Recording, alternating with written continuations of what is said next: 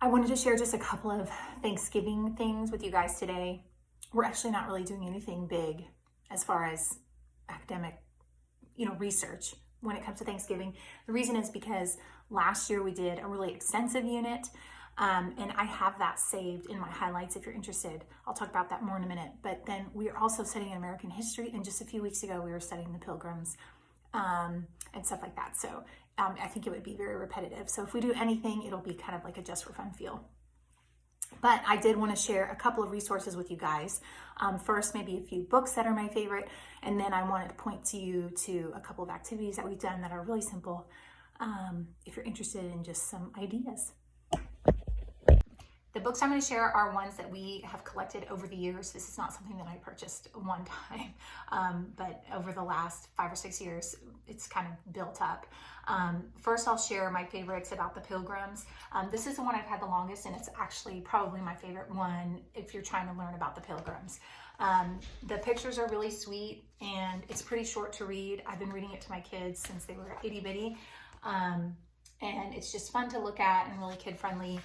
And it gets to kind of like the main points of, why they came and what happened when they got there and so on. So this is a great one. Another good one about pilgrims is Three Young Pilgrims. This one is really sweet, and it does have really beautiful pictures. I would call this one more of like a story connecting with a family that may have been part of the Pilgrims. There are some facts in here, but it's really just following the journey of these kids and their family. The book does come with some facts that you can kind of research, and I'm just kind of showing you like a little up close thing. They have lots of little notes on the side. Those are stuff I usually can't read to my kiddos, so I think that will be more helpful when maybe my oldest is reading this on her own, but that is there if you need some facts, just really pretty pictures in this one. And then last year, part of our unit, we read Imagination Station. These are really sweet if you've ever read The Magic Tree House. It has that same kind of feel. It's basically the same kind of storyline, but this is written with a Christian point of view. So this is just a good quick read aloud if you're wanting something just around the holiday. We have a couple of Native American books. I've had this one the longest, and I really like it. This is North American Indians, and it has good pictures and really good information. I would say it's kind of a long read if you're thinking about reading it to little ones, so you might have to break it in half. But it really has just some good, thorough info, so that's one we like. I also purchased this one, which has the same kind of information. It's separated by different areas, and it's just a little bit less wording on the pages, but also a good one. And then we love this one. This is Squanto's Journey. This follows the life of Squanto. I've read this for multiple years now, and I purchased it this year. We have a lot of fun with this one. Really good pictures. Let me show you the inside. And then if you didn't know, there's actually a movie about Squanto. It's called, I can't remember, A Warrior's Tale. I don't know, I'll share it with you.